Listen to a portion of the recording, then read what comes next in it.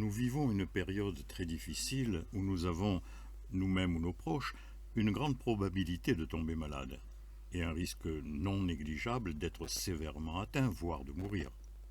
Il est donc tout à fait logique qu'un croyant, dans cette situation, ait recours à la prière à Dieu, à Jéhovah, à Allah, ou aussi pour les chrétiens, à la Vierge Marie et aux saints. Ce que je vous propose, c'est de réfléchir aux conditions qui feront de cette prière un acte digne pour un être humain, pour une créature de Dieu. D'abord, pour une prière, quel est le but qui serait vraiment adapté à une période d'épidémie comme celle que nous vivons? Pourquoi prier au temps du coronavirus? Je pense que tout le monde sera d'accord pour dire que cela ne peut pas être pour faire une prière de louange à Dieu, féliciter Dieu pour la beauté de sa création, le glorifier pour avoir créé ce virus qui cause tant de souffrances aux humains. Je ne crois vraiment pas que le moment soit bien choisi. Alors, pourquoi le prier? On peut raisonnablement se dire, en premier lieu, qu'une prière faite pour que l'épidémie s'arrête ne semble pas non plus très judicieuse. Si Dieu a laissé cette maladie se répandre, c'est qu'elle fait partie de son plan divin. Même s'il nous est difficile à nous, les humains, de bien comprendre le but poursuivi par Dieu en permettant une pandémie, ce que les théologiens théorisent avec la formule bien connue, les desseins de Dieu sont impénétrables. Nous devons bien accepter l'idée que Dieu savait qu'il ferait souffrir les humains en autorisant la diffusion du virus, et qu'il l'a fait quand même. On ne voit donc pas pourquoi il changerait d'avis. Pour quelle raison il se dirait que ça suffit, que ce n'est pas la peine de continuer, pas intéressant de poursuivre son plan. Dieu est un être raisonnable, donc il a bien réfléchi avant d'agir, il sait ce qu'il fait. Ou alors, si ce n'est pas Dieu qui est directement responsable de l'épidémie, si c'est la faute des humains, par exemple de ceux qui mangent des bêtes sauvages comme les pangolins ou les chauves-souris au risque de causer l'extinction de leur espèce, c'est-à-dire que si c'est la liberté que Dieu a accordée aux humains qui en a entraîné certains à avoir des comportements irresponsables et à déclencher une catastrophe, alors, au nom de cette même liberté, Dieu doit laisser les humains assumer jusqu'au bout les conséquences de leurs actes. Sinon, la liberté qu'il leur a accordée n'aurait pas de sens. Dieu ne peut pas dire « Vous êtes libres de vos actes, mais ne craignez rien, si vous faites une bêtise, je vais passer derrière et je vais la réparer. » Non, la liberté suppose la responsabilité. Finalement, que ce soit Dieu le responsable ou que ce soit les humains, de toute façon, Dieu n'a aucune raison d'intervenir pour arrêter la maladie qu'il a permise. Donc ce n'est pas la peine de le lui demander. Mais pourquoi prier alors si ce n'est pas pour que la contagion s'arrête? En fait, on se rend compte que beaucoup de gens prient pour demander d'être préservés de la maladie. Ils aimeraient bien qu'eux-mêmes, ou leurs proches, ou leurs amis, n'aient pas à souffrir du coronavirus. Prier pour cette raison, c'est un réflexe psychologiquement normal. Mais on peut se demander si ce comportement est tout à fait moral.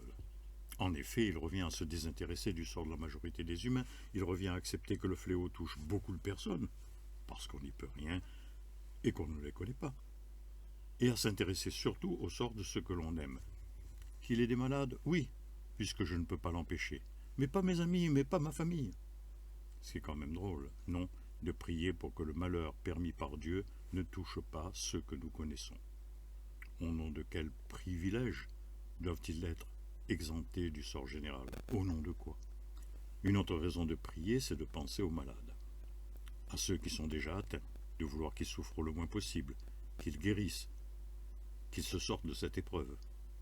Quand des personnes sont atteintes, prier pour les malades est d'ailleurs le comportement le plus souvent recherché dans le monde.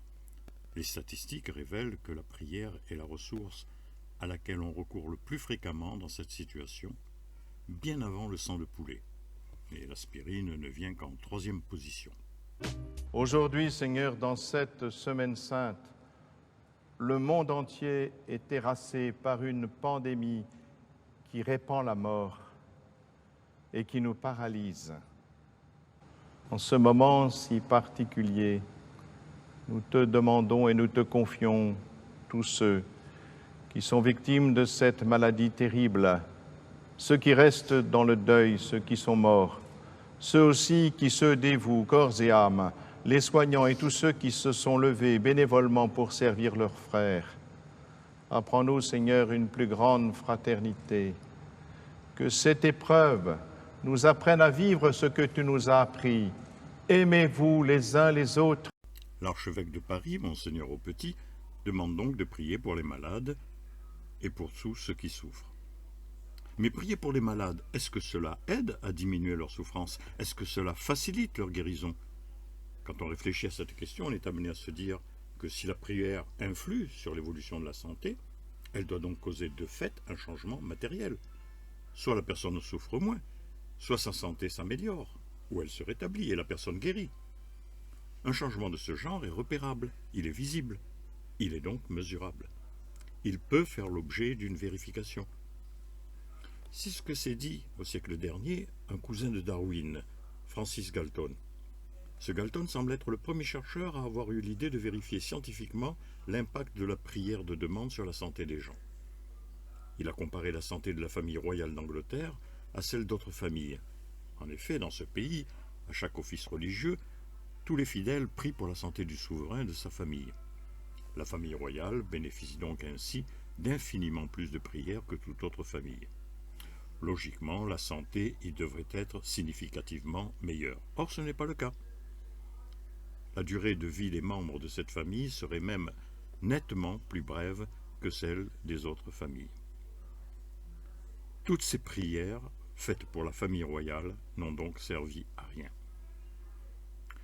Plus récemment, un médecin cardiologue américain, profondément croyant, convaincu que dans le milieu médical on avait de plus en plus de preuves de l'efficacité de la prière pour les malades, a entraîné une fondation à mettre plusieurs millions de dollars dans une expérience scientifique destinée à le démontrer.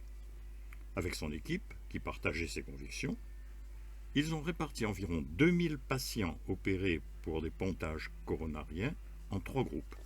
L'un pour qui on ferait les prières sans le leur dire, l'autre en le leur disant, et le troisième pour qui on ne ferait pas de prière.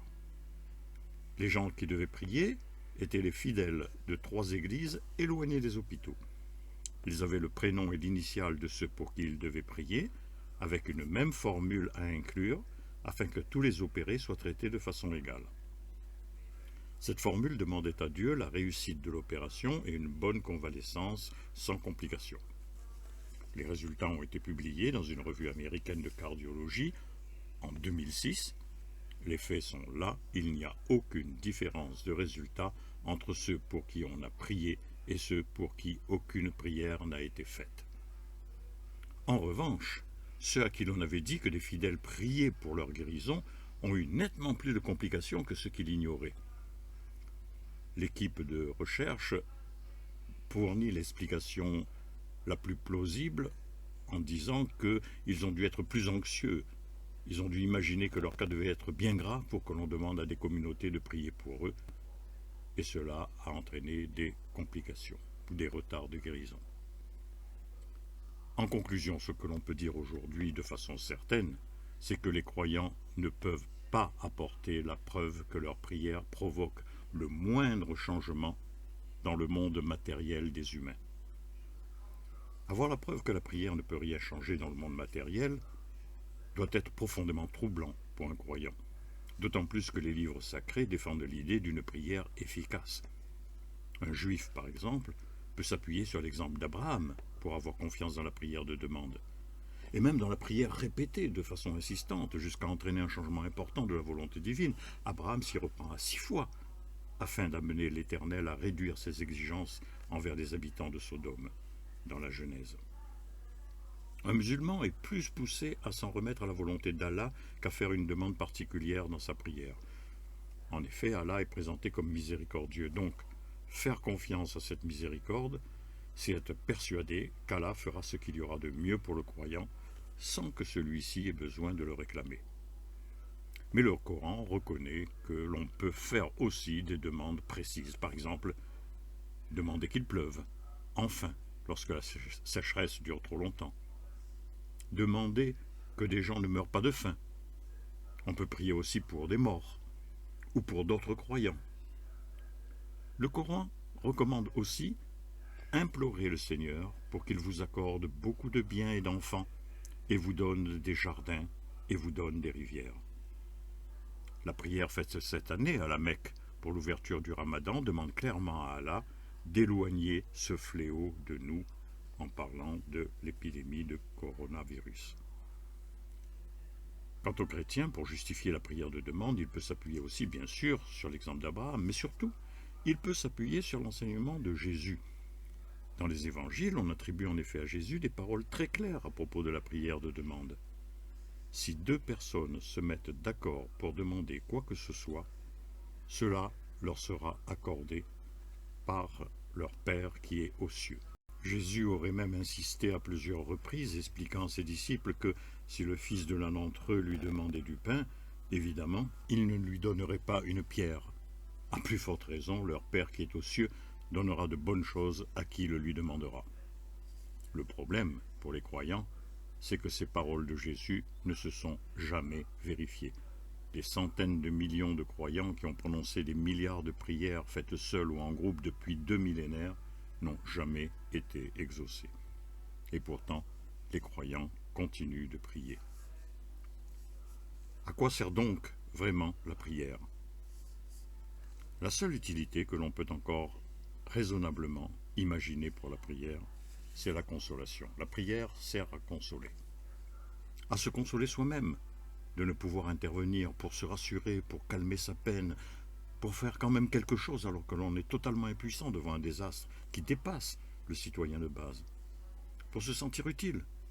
Seuls quelques professionnels peuvent effectivement agir, les soignants, le personnel de santé, et on va les acclamer tous les soirs pour leur action.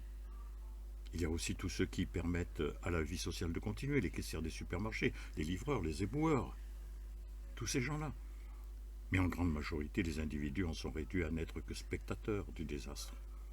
Alors les croyants ont recours à la prière pour ne pas rester totalement inactifs, et aussi pour apaiser leur douleur, pour se réconforter d'appartenir au groupe de tous ceux qui croient en un Dieu, un groupe chaleureux, un groupe en communion. Ils ne sont plus seuls. Il y a des gens qui pensent comme eux, qui prient comme eux. La prière fait oublier aux humains leur faiblesse et leur impuissance profonde face à la dureté de leur monde. Malgré tous les progrès, la vie humaine reste difficile. La science a éliminé ou diminué beaucoup de souffrances physiques, mais elle n'a pas mis fin à la maladie, aux accidents, à la mort. Elle ne peut rien contre les souffrances psychiques, la douleur de perdre un être cher, les peines dues aux relations humaines, aux sentiments amoureux, toutes les peines affectives. La religion intervient alors comme ce qui permet d'atténuer les douleurs causées par la vie. À l'époque de Marx, le médicament que les médecins donnaient pour calmer la douleur, c'était l'opium. C'est pour cela que Marx a dit que la religion était l'opium du peuple. Le médicament utile peut être nécessaire pour calmer la douleur. Pour Marx, les riches avaient, grâce à leur argent, d'autres moyens de supporter les douleurs de la vie, alors que le peuple n'avait que la religion. Les prières ont donc toujours leur place dans la vie des croyants. De toute façon, les croyants ont plus confiance en ce qu'ils vivent dans leur cœur que dans les raisonnements bien logiques de ceux qui refusent la prière. Dans leur cœur, ils ont une très grande émotion quand ils parlent avec leur Dieu, et cette émotion est si forte qu'ils sont persuadés qu'elle ne peut venir de leur simple imagination. Quand on s'imagine manger quelque chose de bon, une bonne glace, on a du plaisir, mais bien moins que quand on mange vraiment une glace. C'est que se disent les croyants. Pour que leur émotion soit aussi forte, il faut que Dieu soit vraiment là, présent réellement dans leur cœur, pas seulement en imagination. Beaucoup de chrétiens parlent à Jésus au fond de leur cœur comme ils parleraient à un frère, à un ami très cher, et cet échange leur donne tellement de courage, tellement de force pour vivre, qu'ils croient que Jésus est vraiment là, en eux, qu'il les écoute, qu'il les conseille. Ils ont l'impression qu'il est toujours avec eux, toujours disponible pour les aider, les soutenir. Ils ont un ami à qui ils peuvent tout dire, tout leur chagrin, toute leur peine, toute leur joie. Un vrai ami avec qui tout partager. Les croyants prient pour être bien avec Jésus, bien avec Dieu. Il ne s'agit pas des prières faites pour réussir un examen, gagner son match de foot ou retrouver ses clés. Non, il y a de vraies prières qui développent ce qu'il y a de meilleur chez la personne qui prie. Par exemple, prier pour remercier Dieu d'avoir la chance de vivre. Prier pour que les malades souffrent moins, pour qu'il y ait moins de malheur dans le monde. Même si ces prières ne changent pas matériellement le monde, ne diminuent pas le nombre de malades, ne diminuent pas leur souffrance, n'empêchent pas la misère au Bangladesh, ni les massacres en Syrie. Ces prières donnent la force à ceux qui prient d'être eux-mêmes plus gentils avec les autres, l'envie de les aider ou de ne pas les embêter. La prière les aide à devenir meilleurs. Prier, cela peut changer les gens qui font la prière. Même si la prière de demande ne peut rien changer, nous l'avons vu. Prier fait du bien à ceux qui prient. Ils se sentent moins seuls dans le monde puisqu'ils pensent qu'on les écoute. Ils se sentent solidaires, moins égoïstes, et ils le sont vraiment. Quand on passe du temps à penser aux autres, on change petit à petit sa manière de vivre. Le travail de réflexion que chacun doit effectuer sur sa vie, sur ce qu'il a fait de sa journée, son comportement envers les autres, s'il leur a fait du bien, si cela a été bon pour eux de le rencontrer, de le croiser, de lui parler. Ce travail, pour s'y consacrer, certains vont passer un moment dans une église, dans un temple, dans une synagogue, dans une mosquée. D'autres, c'est le soir avant de se coucher, ou n'importe quand. Pour beaucoup de gens, c'est en parlant avec leur Dieu qu'ils mènent ce travail de réflexion. Mais d'autres le font simplement en se parlant à eux-mêmes, chacun à sa manière d'agir qui vient de son histoire, de la façon dont il a été élevé, de l'exemple de ses parents, et aussi de sa personnalité. L'important, c'est le résultat. Prier a deux effets positifs sur le croyant. Un effet psychologique d'apaisement et un effet d'ouverture de l'attention aux autres. Nous nous demandions pourquoi prier au temps du coronavirus. Prier au temps du coronavirus, c'est l'exercice spirituel qui permet d'abord de soulager l'angoisse provoquée par l'épidémie, mais aussi en priant, on pense à autre chose. On ne pense plus uniquement à soi, on pense aux autres, à la souffrance et à la peine des autres. On sort de son égoïsme, on s'ouvre aux autres. La prière, c'est ce qui développe l'humanité du croyant.